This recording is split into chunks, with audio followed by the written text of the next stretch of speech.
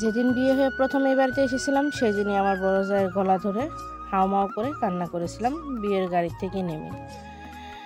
তো কোনে আছে প্রথম প্রথম স্বামীর ঘরে এসে এরকম করে কান্না করে, সেদিনই বুঝে গেছিলাম আমার ভাগ্যটাতে কী লেখা আছে। আমাকে গল্পের প্রথম মূল কথায় চলে যাই। তো আমাদের বিয়েটা একদিনের কথায় দেখাই হয়ে গিয়েছিল। সত্যি কথা বলতে, তোমাদের ভাইয়া আমাকে একদিন দেখেছিল কলেজে। তো সেই দেখাতেই ওর হয়তো পছন্দ হয়েছিল। আমি যেমনই হয় না কেন হয়তো তার মনে ধরেছিল, তাই না? তারপরে সে একদিন আমাদের বাসায় গিয়ে আমাকে দেখে আসে, তাও অপরিচিত লোক হিসেবে গিয়ে দেখে আসে, কোনো কিছু না বলে আর কি। তো যাওয়ার পরে যে রীতিমতো বসতে দেওয়া, চা জলপান দেওয়া, শরবত দেওয়া, গরমের দিন ছিল, দিলাম। তারপরে বুঝতে পারলাম যে ও আমাকে দেখতে গেছে। তারপর আর সামনে আসলাম না। তো চলো, আমার মামার সঙ্গে গিয়েছিল। তারপরে কথাবার্তা এগোলো, যাক যেমনি হোক আমাদের বিয়েটা সম্পন্ন হলো, সুসম্পন্ন হলো। প্রথম যখন এসে গাড়ি থেকে নামলাম, বিশ্বাস করো আমার দেখেই, এদের বাড়িটা দেখেই আমার মনের ভিতরটা না মুচড় দিয়ে উঠলো যে বাবা না দেখে না শুনে এরকম করে বিয়ে দিয়ে দিল আমাকে। আমার বাবাও দেখেনি এই বাড়িটা।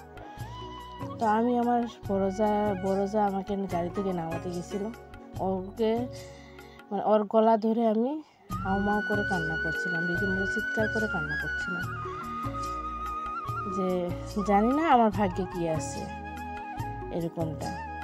তো পরের দিন সকাল, যাক রাতটা কেটে গেল। পরের দিন সকালে উঠে যখন আমি প্রথম উঠোনটা ঝাড়ু দিই, অনেকটা বড় উঠোন ঝাড়ু দিতে গিয়েও আমি চোখের জল ফেলছিলাম। অনেক বছর, বিয়ের পরে অনেক বছর চোখের জল ফেলতে হয়েছে আমাকে, অনেকের কথা সহ্য করতে হয়েছে। তো কি বলছে সেগুলো না হয় নাই বলি, আমার জীবন নিয়ে কথা, তো আমার জীবন নিয়ে আমি বলি। তো কান্নাকাটি করছিলাম। তারপরে রীতিমতো আমাকে দিয়ে ঘর লেপানো হয়। একটা কথা কি জানো, একটা মেয়ে যখন যদি বিয়ে করে শ্বশুরবাড়িতে এসেছে, সে কিন্তু তার শ্বশুরবাড়িতে এসে কাজটা তাকে করতেই হবে। সে কিন্তু বাপের বাড়ি বলে মনে করবে না তার শ্বশুরবাড়িটাকে, তাকে কিন্তু কাজ করতেই হবে। মানুষের কি ভুল ধারণা জানি না, বুঝতে পারি না, তারা বিয়ের পরের দিনই মেয়েটাকে দিয়ে সংসারের কাজে লাগিয়ে দেয়। আরে ভাই, মেয়েটা তো তোমার বাড়িতে এসেছে কাজ করার জন্যই, তোমরা তো কাজের মেয়েই নিয়ে আসলে। তোমরা তো বাড়িতে বিয়ে করিয়ে ছেলের বৌমা নিয়ে আসোনি, কাজের মেয়ে নিয়ে এসেছো। এটাই তো তোমাদের রীতি। তাই বলে কি বিয়ের পরের দিনই কাজ করতে দিতে হবে মেয়েটাকে? এটা কোন ধরনের কথা? আমাকে দিয়ে আটা মশলা কুড়ি করানো হলো ঢেকিতে, আমাকে দিয়ে ঘর লেপানো হলো, জামা কাপড় কাচানো হলো। বিশ্বাস করো, সেই দিনই বুঝতে পারছিলাম যে আমার জীবনটা কি। আমি যে আমার বাবার বাড়িতে একটা থাল অবধি ধুয়ে আমি ভাত খাইনি, না খেলে কি হবে। সেদিনই আমি বুঝে গেছিলাম, হাড়ে হাড়ে বুঝে গেছিলাম, টের পেয়ে গেছিলাম যে আমার জীবনে, তাদের জীবনে আমার জীবনের মূল্যটা কতটুকু। একটু যদি দিনের বেলা শুইতাম, সেটা নিয়েও কথা শুনতে হতো। খুব আশা ছিল, একটা শ্বশুরবাড়ি নিয়ে খুব বড় একটা স্বপ্ন ছিল যে শ্বশুরবাড়িটা এরকম হবে, কতই না ভালো হবে শ্বশুরবাড়ি। কিন্তু বিয়ে হয়ে আসার পরে সেই স্বপ্নটা ভেঙে চুরমার হয়ে গেল। বললাম না, গাড়ি থেকে নেমেই বুঝতে পারছিলাম, জানি না আমার ভিতরটা মুচড় দিয়ে উঠছিল যে এটা আমার বাবা কোন জায়গায় পাঠিয়ে দিল। আমার বাবা আমাকে, আমার ভিতরটা মুচড় দিয়ে উঠছিল। এই কথাগুলো হয়তো বা বলছি, তোমরা হয়তো বা বলবে যে বানিয়ে বলছে। না গো, বিশ্বাস করো, এক বিন্দুও মিথ্যে কথা বলছি না। আমাকে কিছু গহনা দেওয়া হয়েছিল, সেটাও আমার কাছ থেকে চাইছিল যে খুলে দাও, আমি রেখে দেব। তো রীতিমতো আমিও বলেছিলাম যে আমার বাবা আমাকে একটা আলমারি দিয়েছে আর ওটার চাবিও আছে, আমি না হয় আমার আলমারিতে রেখে দেবো। এই গহনাগুলো তো আমার, তাই না? এটা আমাকে দেওয়া হয়েছে, এটা আমার গহনা। তো যাক, সেটা বলে কয়ে হয়তো বা আমার গহনাগুলো আমি বাঁচিয়ে নিতে পেরেছিলাম, আমার কাছে রেখে দিয়েছি। কিন্তু আমার বড় জান, সে অবশ্য আমাকে আগে থেকে একদিন বলে দিয়েছিল যে গহনাগুলো দেবে না, ওগুলো চেয়ে নিয়ে আর দেয়নি। তো সেই জন্য ও আমাকে বলেছিল তুমি দেবে না, তোমার গহনা তোমার কাছে রাখবে। যাক, সেই কথাটাতেই হয়তো বা আমিও একটু সজাগ হয়েছিলাম, তাই আমার গহনাগুলো আমি রেখে দিলাম। আজ আমি আসি, আমার ঘরেও ছেলে আছে, তো আমি যে ছেলের বৌমা নিয়ে আসবো, হ্যাঁ ছেলেকে বিয়ে করে বৌমা নিয়ে আসবো, তাকে যা দেবো গহনাপাতি সেটা তো তারই হক, তারই প্রাপ্য, তাই না?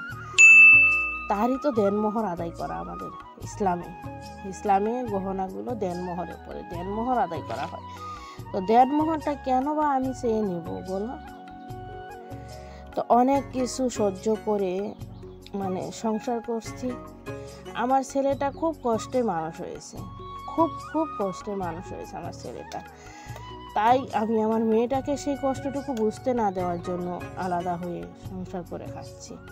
দীর্ঘ 11 বছর একসঙ্গে ছিলাম, দীর্ঘ 11 বছর একসঙ্গে জয়েন্ট ফ্যামিলিতে ছিলাম। হ্যাঁ, জয়েন্ট ফ্যামিলি ভালো, কাজের সময় সবাই সবাইকে হেল্প করে। শুধু কাজে হেল্প করলে হয় না গো, একজন মানুষের মনটাও বুঝতে হয়, সেই মানুষটা কি চাইছে সেটাও জানতে হয়, শুধু কাজে হেল্প করলে হয় না। তো যাই হোক, যেটা আমার কপালে ছিল সেটাই তো আমার সঙ্গে হবে, তাই না? আমি চাইলে আমি ভালো পাবো না, বা তুমি চাইলে আমার ভালো হবে না। আমার হাজব্যান্ড কোনোদিন প্রতিবাদ করেনি কোনো কিছু নিয়ে, যেটা ভুল হচ্ছে এটা নিয়ে প্রতিবাদ করি, সে কোনোদিনও প্রতিবাদ করেনি। সে মুখ বুঝে সহ্য করে গেছে, হয়তো তার ধৈর্য ক্ষমতা বেশি, সে সহ্য করেছে। বাট আমি পারতাম না, মন চাইতো ছুট্টে বাপের বাড়ি চলে যাই, কিন্তু কি করব? হ্যাঁ গেছিও, বাপের বাড়ি চলে গেছি, গিয়ে সপ্তাহ 10 দিন থেকে আসছি, বেশি দিন তো থাকতে পারবো না, সংসারটা তো আমাকে করতে, তাই না? বাপের বাড়ি গিয়ে কয়দিন থাকবো মেয়েরা বলো? আবারও চলে আসতে হতো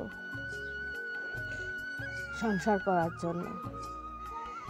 এমনও শুনছিলাম যে ছেলেটা না থাকলে নাকি আমাকে ডিভোর্স দিয়ে দেওয়া হবে, এরকম কথাও শুনেছিলাম। এটা নিয়েও আমি প্রতিবাদ করেছিলাম, আমি একটু প্রতিবাদী, হয়তো আমি একটু কান্নাটা বেশি করি, বাট আমি প্রতিবাদও করতে পারি। তো এই প্রসঙ্গে না হয় আমি আবার অন্যদিন কথা বলবো।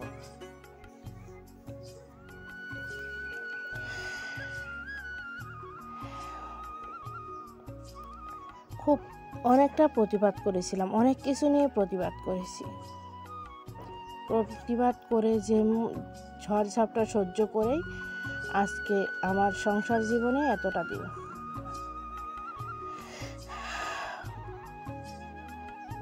তো আমি ইফতারের আয়োজনের জন্য রান্না বান্না করতে চলে এসেছি, দেখতে পাচ্ছ এখানে। তো সুজির পায়েস করবো আজকে ভাবছি, তো সুজির পায়েসটা করছি। তো চলো দেখতে থাকো, আশা করছি আজকের ব্লগটার কোনো অংশ তোমাদের ভালো লাগবে। যদি ভালো লাগবে তো অবশ্যই একটা করে লাইক দিয়ে ভিডিওটা কন্টিনিউ করো, আর প্লিজ কেউ স্কিপ করে ভিডিওটা দেখো না।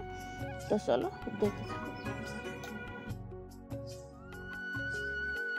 ফাইনালি দেখতে পাচ্ছ লুচিগুলো ভেজে নিচ্ছি, একটু বড় বড় করে ভেজে নিচ্ছি, কারণ দেখো রুচা থেকে অত ছোটো ছোটো করে নেকামো করে ভাজতে পারবো না, সেই জন্য একটু বড় করে ভেজে নিচ্ছি, একা হাতে সমস্ত কাজ করা, তো একটু বড় হয়ে গেল, ঠিক আছে, কোনো ব্যাপার না, তাই না? লুচিগুলো তো ফুললেই হলো, বড় হোক ছোটো হোক, ছিঁড়ে ছিঁড়েই তো খেতে হবে, আর লুচিগুলো ফুললে হয়েছে, আর কি লাগে বলো? আর এখানে আমার ডালটা দেখতে পাচ্ছ হয়ে গেছে প্রায়, ডালটা প্রায় শেষের দিকেই, এই তো গ্যাসটা অফ করে দেবো। আর সুজি রান্না করে নামিয়ে নিয়েছি, ছোলার ঘুগনিটাও নামিয়ে নিয়েছি, লুচিগুলো হচ্ছে এক এক করে, তারপরে আমি দেব এখন লাস্টে যেটা বাকি থাকলো মাছ ভর্তা বানাবো আর পোলাওটা বানিয়ে নেবো, ঠিক আছে? চলো ঠিক আছে, লুচিগুলো ভেজে দিচ্ছি।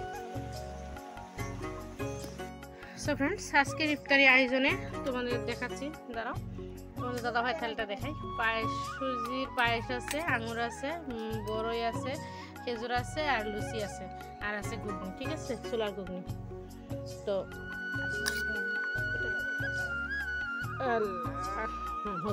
হয়ে গেছে বাবা। আর আমি নিয়েছি শুধু সুজির হালুয়া আর খেজুর নিয়েছি, আজকে দিন ঠান্ডা সেজন্য শসা কাটা হয়নি, তো শশা টশা লাগবে না আজকে ভাবছি। তা চলো। আর এখানে ওর আন্টি দিয়েছে মাছ, আমার মেজো দিয়েছিল 3 পিস মাছ, 2 পিস মেয়ে খেয়েছে আর 1 পিস মাছ আছে। আর পুরিও থাকলো, তারপর লাউ শাক ভাজা আছে, আর তো ডাল বানিয়েছি, ডাল আছে, আর এখানে মাংস আছে, আর করেছি পোলাও। তো এগুলোই আজকে ইফতারি। বাবা অত দে না, ইফতারির আয়োজনে আছে। তো চলো ঠিক আছে। আর আমার সোনা মায়ের শরীরটা একটু ভালো না, শরীরটাও খারাপ, মুডটাও খারাপ, তাই না সোনা মা?